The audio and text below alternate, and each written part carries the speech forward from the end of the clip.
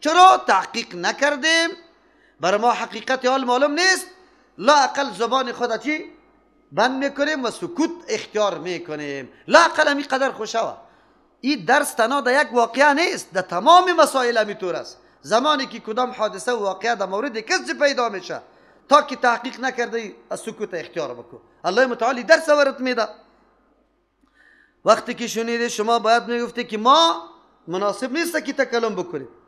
سعد ابن معاذ رضی الله عنه، زید ابن حارثه یا امی قسم صحابه بودن که وقتی خبر شدن مردم برش گفت ما حق نداریم که در مورد زوجه رسول الله صلی الله علیه وسلم چیزی گپ بزنیم. سکوت اختیار کردن. سبحانك هذا بهتان عظیم، می گفته که پاکی برای الله متعال است. از عیب و نقصان یک الله پاک است. انسانا دوچار مشکلات گپ خطاها میشه، لیکن اینمی بهتان عظیم است. تهمت ناحق است لیکن خیلی بزرگ تهمت. قرآن کریم را بهتان عظیم میگه.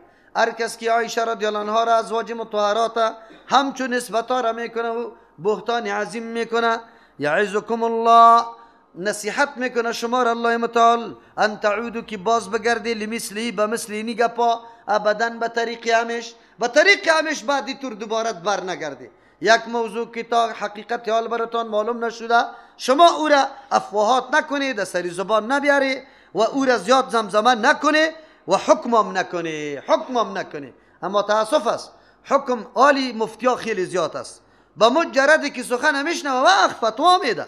این کنتم مؤمنین، اگر مؤمن هستی، قرآن اشاره میکنه که کسی کارا را تحقیق نمیکنه، گپا را میطور میگه، اصل در ایمانش نقصان است. چرا اگر مؤمن واقعی باشه آداب میفهمه، آبرو و عزت یک مؤمن میفهمه، او را حتما لحاظ میکنه. تو را کسی همینطور غلط نسبت بکنه چقدر خفه و خسته میشی. پس دیگه کس هم همین قسم است. و یبین الله، واضح بیان میکنه الله متعال لکم، برای مصلحت شما، برای منفعت شما، الآیات احکام خدا، حد قصف، قبول کردن توبه را، آدابی که همینطور سخن شما میشنوی، کلی احکام برای ما بیان میکنه. والله علیم، الله علیم است، میدانه که مصلحت و راز در کدام حکم چی رقم است. حکیم، حکمت والاست، ایج حکم خدا بدون مصلحت الله متعال حکم نمیکنه، حتما دو یک راز و مصلحت میباشه. یا والله الله علیم است، با اینکه دلهای شما سخت به سطوح آمده، تنگ شده از دستی موضوع. حکیم، حکمت والاست، با وصف که الله میدانست که سبب رنجی پیغمبر و صحابه میگرده، لیکن الله به حکمت کار میکنه. این طور کارا واقع شد. چرا؟ به خاطری که صراحتا واضح شوه و تا روز قیامت پاکی عایشه رضی الله عنها در قرآن کریم تلاوت شوه. ان الذين يحبون ان تشيع الفاحشه، یقینا کسانی که یحبون دوست دارن ان تشیع که شایع گرده، الفاحشه کارای بی حیایی، یعنی سر و صدای بی حیایی زیاد شوه، کوششی عملی مینما فی الذین، دشانی و کسانی که آمنو ایمان آورده، یعنی او مؤمن هستند، پاک دامن هستند، لیکن یا نسبتای فحشه برش کرده و بعد زور زمزمه میکنه. لهم عذاب علیم، برای از یا عذابی درناک است، فی دنیا در دنیا و الاخرت در آخرت.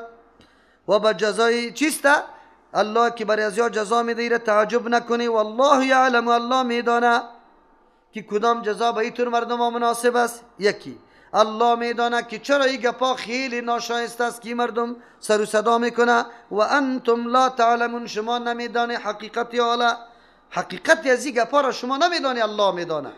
درس داد الله متعال جرم و قباحت او کسایی را بیان کرد که یک مسئله موضوعی که تعلق به حیا داره و او را در زبان خود میگیره نقل کرده رایسته.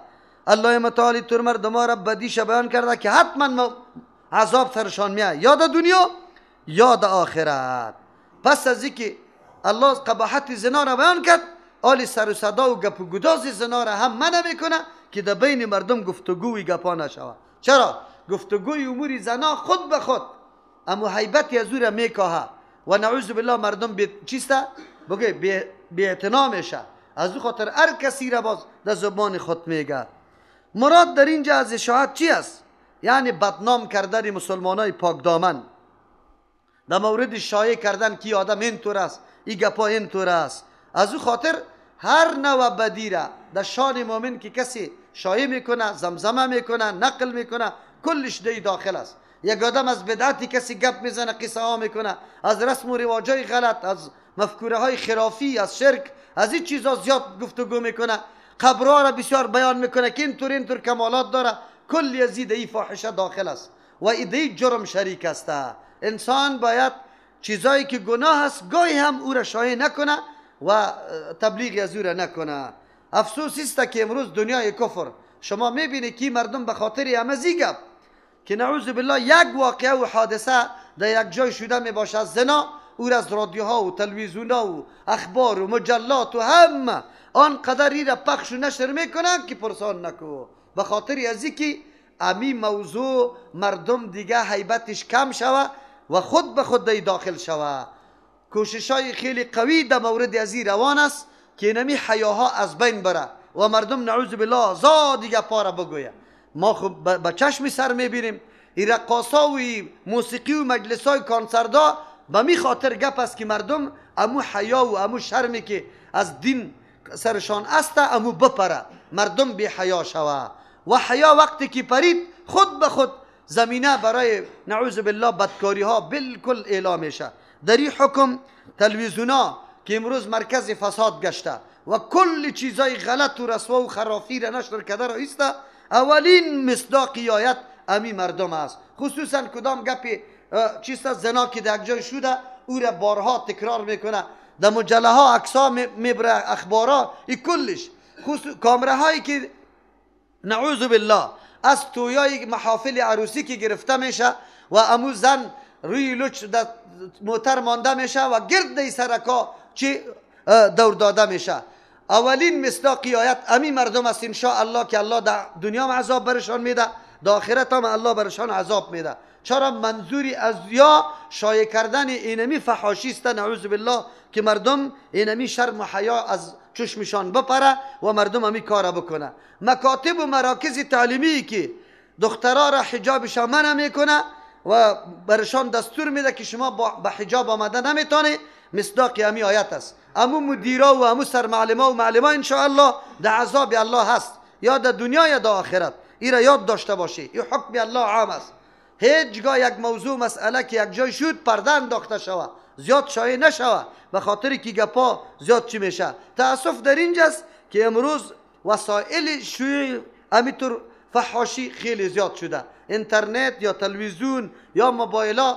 چه رقم موبایلا آمده که به دست یک جوان، دختری جوان و بچه جوان است و تمام روز فیلم ها را سعی کرده، گپا را سعی کرده رویسته. الله رحم بکنه. کسایی که فاحشه را شایع میکنه الله میگه عذاب دنیا و آخرت است. کسی که خودی فاحشه را انجام میده عاملش است بلکه اسبابش هم مهیا میکنه، او را الله متعال چه قسم جزا بده او دیگه خود میدانه. از این آیت ولولا فضل الله علیکم، اگر نمی بود فضل الله متعال علیکم بالای شما و رحمت الله نمی بود. آلی خطاب برای توبه کننده است، یعنی الله متعال می فرمه اگر فضل الله نمی بود شما را عذاب میداد علیکم بالای شما که شما توبه کردی و رحمت الله نمی بود که توفیق توبه را برتان داد. و ان الله یقینا الله متعال رؤوف مهربان ذات است، رحیم رحم کننده است، مهربان است که احکام برای بیرون رفت شما روان میکنه، رحیم رحم کننده است که کسی مرتکب کدام خطا شده باشه بعد از او توبه کنه الله او را چی توبه شب میپذیره. یا ایها الذین آمنوا، کسانی که ایمان آورده، لا تتبعوا خطوات الشیطان، کلی جنایات و گناه ها اول مبدیش آغازش وسوسه های شیطانی است. شیطان در قلبت یک گپ میپرته و او را تربیت میده و او را زیاد کرده میره تا ای که تو را وادار به گفتن از او میسازه، به کردن از او میسازه. الله متعال میگه که شیطان بعد شما بشناسی. یا ایها الذین آمنوا، کسانی که ایمان آوردی، لا تتبعوا خطوات الشیطان، شما تابعداری نکنی از قدم های شیطان. شیطان شما را یک دم در گناه واقع نمیکنه بلکه کم کم قدم به قدم پیش میبره شما را تا ای که در سرحد میرسی که اصل گناه را در اذهانتان چی معرفی میکنه؟ کاری خوب معرفی میکنه. امروز هم یک تعداد خواهرای ما لباسای نیمه را میپوشه و این افتخار میدانه و این کاری خوب میدانه، لیکن از اول از کجاست؟ دخترکای خورده که قولج آمخته میکنه، لباسای قولج برش میپوشانه. کم کم و پسان که کلانتر میشه وقتی که آستین داره برش میپوشی و میگه که نه من نمیتونم ایره، کلان شده میره آزاد تا ای که در سرحد میرسه آلی اگر نقاب بپوشه و حجاب بکنه میگه نه من دیگه چی میشم زوف میکنم.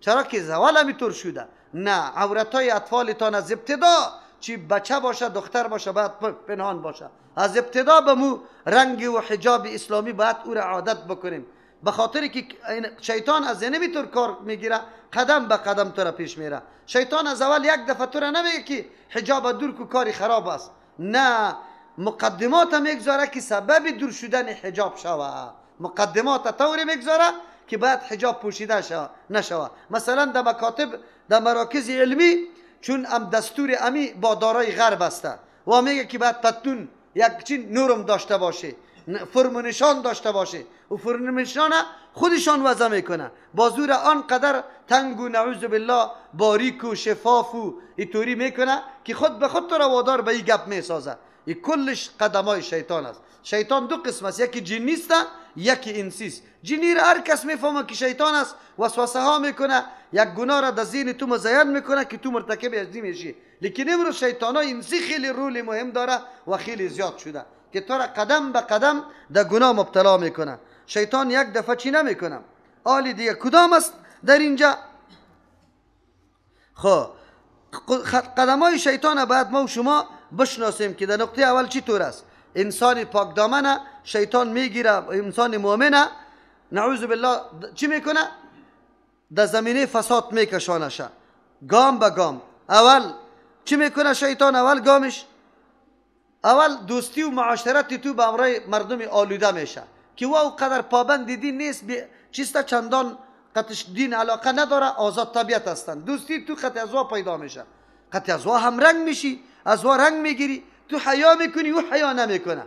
دختری از او زنی از او پیشت میایه هنوز دستان برات میده، اینا چی به نام های از که دوستی برادرم است. یعنی شیطان است که قدم به قدم تو را پیش برده رایست. در مرحله دوم باز دیگه در مجلس شرکت میکنی، میشینی، خنده میکنی، مذاق میکنی، اینطور است. در مرحله سوم فکر گناه را در سرت پیدا میکنه. در مرحله چهارم آلی دیگه امور مشکوک در ذهنت پرتافته رایست. در مرحله پنجم گناه صغیره را سرت میکنه تا که قدم قدم پیش رفته در گناه کبیره مبتلا شوی. کار شیطان اینمی رقم است، قدم به قدم انسان پیش میبره.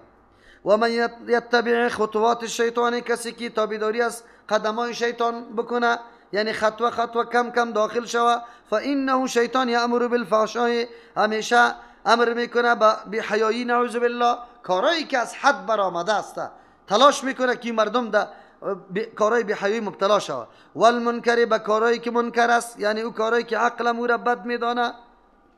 ولولا فضل الله علیکم، اگر نمی بود احسان الله بالای شما، و رحمته، رحمت الله متعال بالای شما نمی بود. مراد از فضل الله نزول سورت است و رحمت الله بیان کردن احکامی که در سورت است. ما زکا منکم، پاک نمیشد منکم از شما کسی، من احد ابدا، هیچ کدامتان همیشه پاک شده نمیتونست. لیکن الله متعال توبه را قبول کرد، حکم توبه را روان کرد، آل شما از جرمتان پشیمان شده، توبه کردی پاک شده. ولکن الله یزکی، لیکن الله متعال یزکی پاک میسازه به توفیق دادن توبه من یشاء، کسی را که الله بخواه. والله سمیع علیم، الله شنونده است فریادی که کسی برای توبه کردن میکنه، توبه میکنه، علیم میدانه که این توبه از قلب است، از دل است یا نه. ولا یعتلی اولو الفضل منکم والسعة، مستح آدم غریب بود. ابو بکر رضی الله عنه بارها که چیزی در دست می آمد انفاق سری مستح میکرد. زمانی که دی واقعا آلوده شد دستش، ابو بکر رضی الله عنه قسم خورد که دیگه سری از احسان نمیکنم. الله متعال آیت روان کرد، برش گفت که عجیب است، کسی که مستحق کدام چیز است به سبب گناهش او منع نمیشه. از او خاطر الله آیت روان کرد. ابو بکر رضی الله عنه سری آیت عمل کرده. ولا یعتلی، سوگن نخوره، قسم نخوره، اولو الفضل، صاحبان احسان منکم از شما، که سری کسی احسان میکرد چیزی را برش میداد، و ساعت، کسانی که صاحبان وسعت است، فراخی رزق و این گپا سرش است. از چه چیز قسم نخوره؟ ایؤتوا للقربا، که بدهد به صاحبان قرابت خود، کسی که نزدیکش است، والمساکین، به مسکینا، والمهاجرین، به کسایی که هجرت کرده فی سبیل الله در راه الله متعال. ولیعفو باید که عفو کنه، یعنی پشتی او گپا نگرده. ولیصفحو صفحه بازی نمیگه که ولی ملامت هم نکنه. الا تحبون شما دوست نداری یغفر الله لكم که الله برتان مغفرت کنه؟ یعنی امرای همی قدر جنایتش بازم تو به خاطر رضای الله کدام فراخی که الله برات داد سر از او مصرف میکنی. زمانی که آیت ابوبکر رضی الله شرید بلا والله انی لا احب من یغفر لی قسم چرانی یا الله من دوست دارم که الله برام مغفرت کنه. بالکل باز پس شروع کرد امو دادنه، از قسم خود کفاره داد. یک انسانی که قسم بخور از کار نیک باید کار نیک انجام بده و کفاره قسم خود بده. یک آدم میگه قسم میخوره قطعی پدر و مادر من گپ نمیزنم، قسم میخوره با امرای خانه امیم نمیرم، خانه با کاکا گپ نمیزنم، قسم میخوره نماز با جماعت نمیخوانم، قسم میخوره که من تلاوت قرآن نمیکنم. این کلش کارای نیک است. دی طور کارا اگر کسی قسم میخوره قسم خود میده کنه، برای کار نیک انجام بده، کفاره قسم بده. والله غفور رحیم، الله بسیار مهربان رحم کننده است. الله غفور و رحیم است. پس وقتی که الله متعال از بندگان خود معاف میکنه، وقتی میبینیم که الله متعال مشرکینی که سنگ خود میتراشه به او سجده میکنه، او را معبود خود قرار میده، الله متعال رزق خود قطع نمیکنه. الله همو صحت برش میده، عافیت میده، تمام نعمتهای دنیوی را بر از او آدم داده رایسته. پس چطور شده میتونه که یک آدم مؤمن باید همینطور به مثل الله متعال همین قسم شیوه را اختیار بکنه، با وصفی که یک آدم در مورد جنایت کرده اما تو کدام چیزی که در دسترس داری، کدام امکاناتی که داری سر از او باید صرف نکنی، خاص به خاطر رضای الله متعال.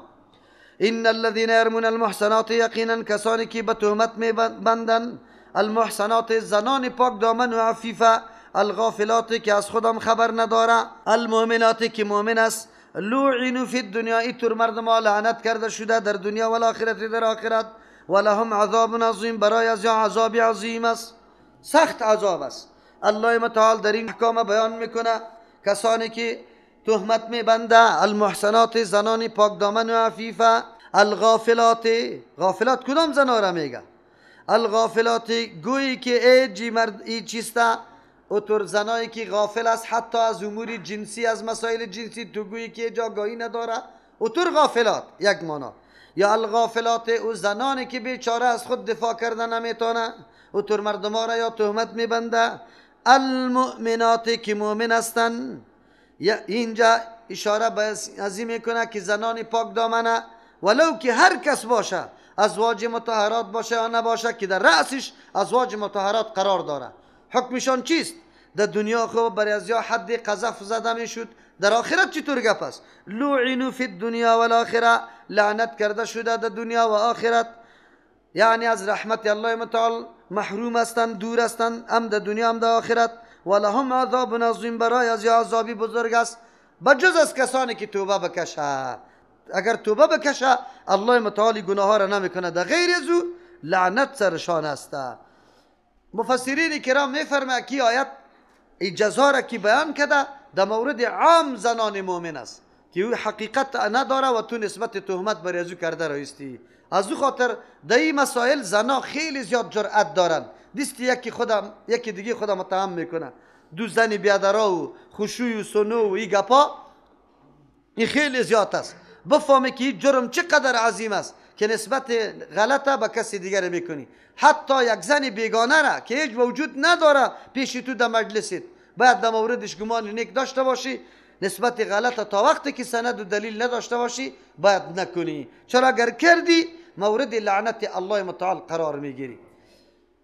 مفسرین نوشته میکنه که اگر عام زنا را کسی نسبت تهمت بکنه یا خود لعنت الله هست، اما ازواج مطهرات اگر نسبتی غلط بکنه، تهمت بکنه در دامنشان، کافر میشه. خصوصا در مورد عایشه صدیقه رضی الله عنها. چرا؟ به خاطر که الله متعال براءت و پاکی از وارا بیان میکنه و تو بازم نسبت گناه را برش میکنی. یوم تشهد علیهم السنتهم، روزی که شاهدی میده بالایشان زبانایشان، امو زبانی که امروز تهمت بسته ای در روز قیامت شاهد بالای خودیت است. جاسوسای الله متعال، جاسوس برش بگویم کسانی که شاهد است بالای تو از الله متعال، نه تنها که دو ملک است که اعمال نوشته کرده رایسته، بلکه اعضای وجود خودت شاهدای الله متعال است که در روز قیامت شاهدی میده به می زبانی که تو تهمت کرده ای.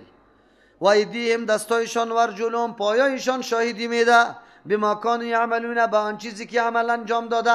الله متعال یاره ناطق میگردانه، مثل که ما تو را الله قوه نطق داده سخن میگیم، در روز قیامت به زبان، به دست، به پای، به کلی اعضا الله متعال قوه نطق میده. هر کدام چشمم شاهدی میده که به چشم ما نظری حرام کردی، گوش میگه به این گپای غلط شنیدی، زبان میگه که اینه سر ما گفتی، دست میگه پاسته ما گرفتی، پای میگه که توسط ما روان شدی. کلی اعضا شاهد است برای الله متعال.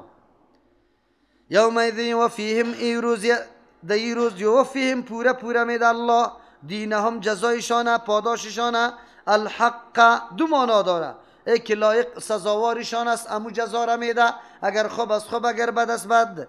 یا دینهم امو جزایی که الحق واجب و لازمی است، اینطور شده نمیتونه که در دنیا کسی کارا را بکنه و باز جزا نداشته باشه. و یعلمون ان الله، و میدانند در اونجا که یقینا الله متعال هو الحق، امی الله متعال درست فیصله کننده است. حق اینجا به معنای درست فیصله کننده، المبین که واضح کننده تمامی حقیقت است. کلی حقیقت الله در اونجا برملا میکنه که گپ چی رقم بود، به کدام سیستم بود.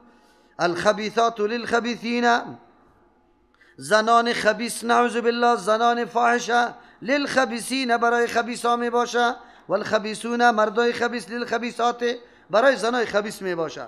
معنایش چیسته؟ الخبیثات این قاعده کلی است، زنان ناپاک نعوذ بالله آلوده یا لایق به امرای مردای آلوده است. مردای آلوده زنای آلوده را خوش داره، زنای آلوده مردای آلوده را. والخبیثون للخبیثات، مردای آلوده برای زنان آلوده است. یا دلیل شد بالای پاک دامنی عایشه صدیقه رضی الله عنها، چرا که بگوی پاکترین شخص در تمام بشریت، اعلی ترین شخص در پاکی خود رسول الله صلی الله علیه وسلم است.